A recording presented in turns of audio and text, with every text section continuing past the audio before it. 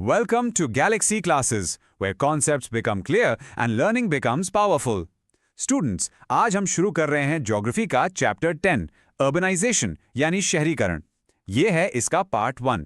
आप अपनी स्क्रीन पर दो अलग अलग दुनिया देख रहे हैं। एक तरफ है एक शांत खेतीबाड़ी वाला गांव और दूसरी तरफ है एक घना इंडस्ट्रियल शहर। लेकिन एक गांव शहर बनता कैसे है? इस बदलाव के पीछे का प्रोसेस क्या है? इसको समझने के लिए हम एक फादर तत्या और उनके सन सुरेश के बीच की एक बातचीत को फॉलो करेंगे, जो इस पूरे कॉन्सेप्ट को आसानी से समझा देगी। ओके, तो चलिए उनकी कहानी में चलते हैं। उनकी बातचीत की हर एक लाइन अर्बनाइजेशन के पजल का एक इम्पॉर्टेंट पीस है। यहाँ सुरेश जो बोल रहा है उससे शहर का पुल यानी आकर्षण साफ दिखता है। उसके पॉइंट्स पर ध्यान दो। पहला, मंथली सैलरी यानी हर महीने एक फिक्स तनख्वाह। ये वो स्टेबिलिटी देती है जो खेती की इनकम में नहीं मिलती। दूसरा, ओवरटाइम यानी एक्स्ट्रा काम करके एक्स्ट्रा पैसा कमाने का मौका। और तीसरा, बोनस, जो उन्हें ट्रेडिशनल काम में कभी नहीं मिलता। तो क्रूशियल पॉइंट ये है कि सुरेश को शहर में एक ऐसी इनकम दिख रही है जो स्टेबल है, प्रिडिक्टेबल है और शायद ज्यादा भी है। यही वो चीज है जो लोगों को गांव से शहर खींचती। लेकिन तात्या का ये सिंपल सा सवाल, हमारे खेतों का क्या होगा, इस कहानी का दूसरा पहलू है। ये सवाल उनकी परंपरा से, उनकी पहचान से जुड़ा है। उन्हें डर है कि उनका पुश्तैनी काम छूट जाएगा। ये सिर्फ पैसे की चिंता नहीं है, ये एक इमोशनल कनेक्शन है जमीन के साथ, उस जीवन शैली के साथ जो पीढ़ियों से चली आ रही है। और यहाँ सुरेश फ्यूचर की एक तस्वीर बना रहा है। वो बता रहा है कि कैसे एक फैक्ट्री से डेवलपमेंट की एक चेन रिएक्शन शुरू हो जाती है। एक फैक्ट्री आएगी, उसको सपोर्ट करने के लिए रोड्स डेवलप होंगे। वहां काम करने वाले लोगों और उनके परिवारों के लिए हॉस्पिटल्स, स्कूल्स और कॉलेजेस बनेंगे। इस बढ़ती हुई आबादी को मैनेज करने के लिए एडमिनिस्ट्रेटिव ऑफिसेज की जरूरत पड़ेगी। नए लोगों के रहने के लिए ह्यूज बिल्डिंग्स बनेंगी और गांव का स्प्रॉल यानी उसका फैलाव बढ़ जाएगा। एक इंडस्ट्रियल इन्वेस्टमेंट से पूरा लैंडस्केप और कम्युनिटी ट्रांसफॉर्म हो जाएगी।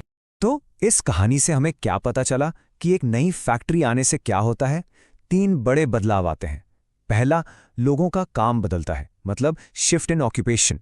लोग खेती से फैक्ट्री वर्क में जाते हैं। दूसरा, ग्रोथ इन पॉपुलेशन, क्योंकि नए लोग नौकरी के लिए आते हैं। और तीसरा, उस बढ़ती हुई कम्युनिटी को सपोर्ट करने के लिए एक पूरा नया इकोसिस्टम बन जाता है, ट्रांसपोर्ट, होटल्स, दुकानें वगैरह। ये सारे फैक्टर्स मिलकर एक गांव का पूरा स्ट्रक्चर बदल देते हैं। कहानी ने हमें कैसे होता है वो दिखाया। अब देखते हैं क्या होता है। एक गांव ऑफिशियल तौर पर एक अर्बन एरिया कब कहलाता है? इसका एक बड़ा साइन है वहां की एडमिनिस्ट्रेशन यानी शासन में बदलाव। गांव की ग्राम पंचायत की जगह एक ज्यादा फॉर्मल म्यूनिसिपल काउंसिल या म्यूनिसिपल कॉर्पोरेशन ले लेती है। ये एडमिनिस्ट्रेटिव चेंज अर्बनाइजेशन प्रोसेस का एक बड़ा माइलस्टोन। और ये नई म्यूनिसिपल बॉडी का काम क्या होता है? इसका काम है जरूरी पब्लिक सर्विसेज प्रोवाइड करना जो एक शहरी जीवन को डिफाइन करती हैं, जैसे पीने का साफ पानी, आधुनिक सड़कें और पब्लिक ट्रांसपोर्ट, नालियों का नेटवर्क यानी सीवरेज नेटवर्क, स्ट्रीट लाइटिंग, शहर की आयोजित प्लानिंग और लोगों के मनोरंजन के लिए पार्क्स जैसी रिक्रिएशन फैसिलिटीज। यही सर्विसेज एक आयोजित शहरी माहौल की पहचान है। तो एग्जैक्ट कंडीशंस क्या हैं जिनके बेसिस पर एक सेटलमेंट को अर्बन एरिया क्लासिफाई किया जाता है? इसके लिए हम सेंसस ऑफ इंडिया यानी भारत की जनगणना द्वारा 1961 में सेट किए गए ऑफिशियल क्राइटेरिया देखेंगे। ये डेफिनेशन आगे के डेटा को समझने के लिए और एग्जाम के लिए बहुत जरूरी है।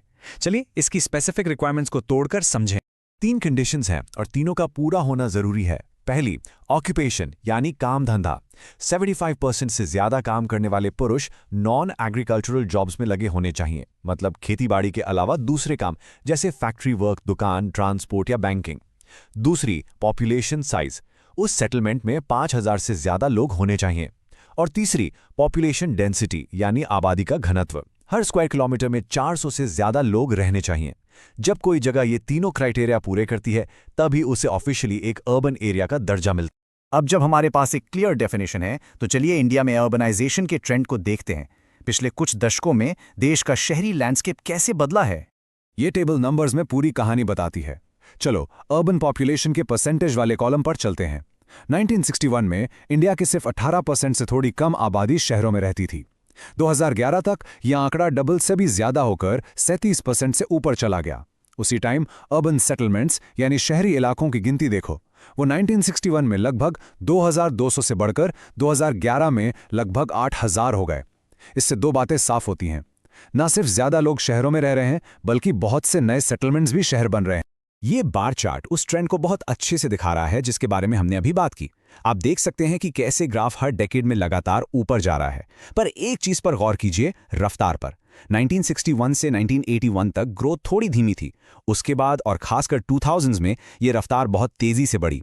ये बदलाव अक्सर देश की बड़ी इकोनॉमिक पॉलिसीज के साथ जुड़ा होता है। जैसे 90s के शुरू में जो लिबरलाइजेशन हुआ, उसने इंडस्ट्रियल और सर्विस सेक्टर की ग्रोथ को बढ़ाया, जिसने लोगों को शहरों की तरफ और तेजी से खींच लिया। ये रहा वो खास नंबर जो उस तेजी को आसानी से बताता है, 13.73%। सिर्फ 1981 से साल 2011 के बीच इंडिया की अर्बन पॉपुलेशन में इतना बड़ा उछाल आया। ये मॉडर्न अर्बनाइजेशन की तेजी का एक बहुत शक्तिशाली इंडिकेटर है। हमने देखा कि अर्बनाइजेशन हो रहा है और बहुत तेजी से हो रहा है, पर क्यों? इसके पीछे के असली कारण क्या हैं जो इतने बड़े डेमोग्राफिक शिफ्ट को चला रहे हैं?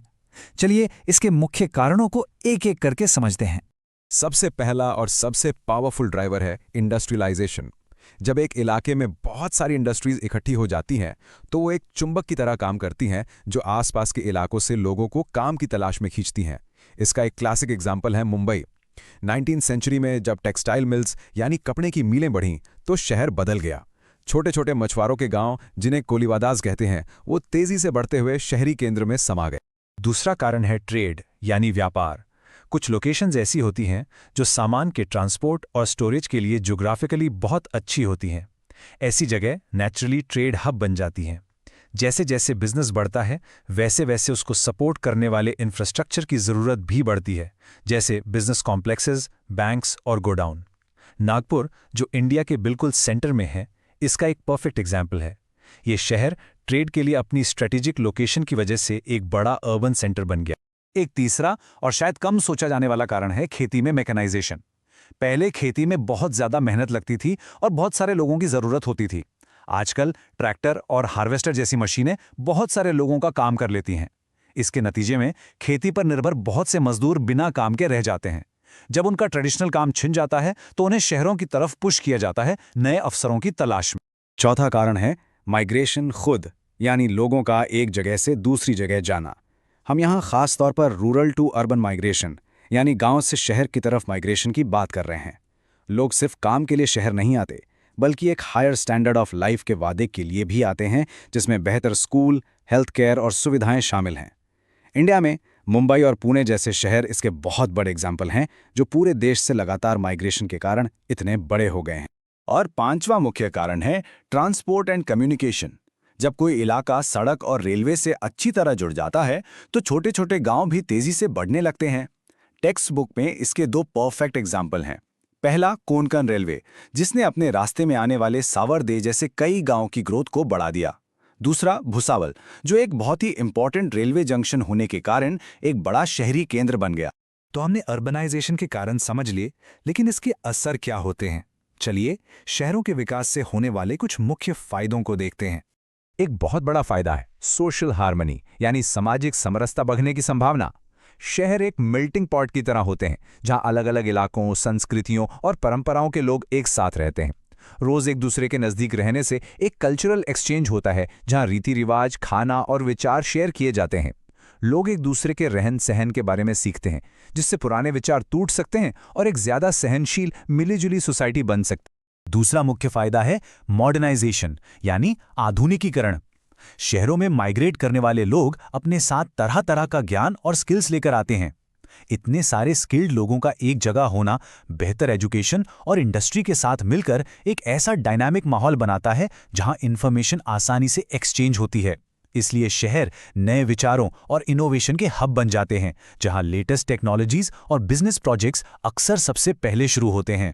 ठीक है, चलिए अब हमने अर्बनाइजेशन के बारे में जो भी जाना है उसके की पॉइंट्स का एक जल्दी से रिवीजन कर लेते हैं। चलिए सबसे इंपॉर्टेंट पॉइंट्स को रिवाइज करते हैं। पहला, अर्बनाइजेशन की डेफिनेशन। ये एक रूरल एरिया के अर्बन एरिया में बदलने का प्रोसेस है। दूसरा, एक अर्बन एरिया के लिए ऑफिशियल क्राइटेरिया क्या है? पॉपुलेशन 5000 से ज्यादा, डेंसिटी 400 लोग पर स्क्वायर किलोमीटर से ज्यादा और 75% से ज्यादा mail working population non agricultural jobs में। तीसरा, अर्बनाइजेशन के मुख्य कारण। हमने इंडस्ट्रियलाइजेशन, माइग्रेशन और खेती में मैकेनाइजेशन डिस्कस किया। और आखिर में दो मुख्य फायदे, सोशल हार्मनी को बढ़ावा मिलता है और मॉडर्नाइजेशन की रफ्तार तेज होती है। ये कोर कॉन्सेप्ट्स जरूर याद रखना। और इसी के साथ अर्बनाइजेशन के फंडामेंटल्स का हमारा ये एक्सप्लेनर पूरा होता है। सबसे जरूरी बात क्या है, ये एक कॉम्प्लेक्स प्रोसेस है जो इंसानी ख्वाहिशों और इकोनॉमिक बदलाव से चलता है। एक ऐसा प्रोसेस जो ना सिर्फ हमारे लैंडस्केप को बल्कि हमारे समाज को भी नया आकार देता है। अगर आपको ये एक्सप्लेनर हेल्पफुल लगा तो प्लीज़ लाइक बटन दबाएं, इसे दूसरों के साथ शेयर करें और सब्सक्राइब करें। बेल आइकन प्रेस करना ना भूलें ताकि आप हमारा अगला डीप डाइव मिस ना करें। देखने के लिए धन्यवाद।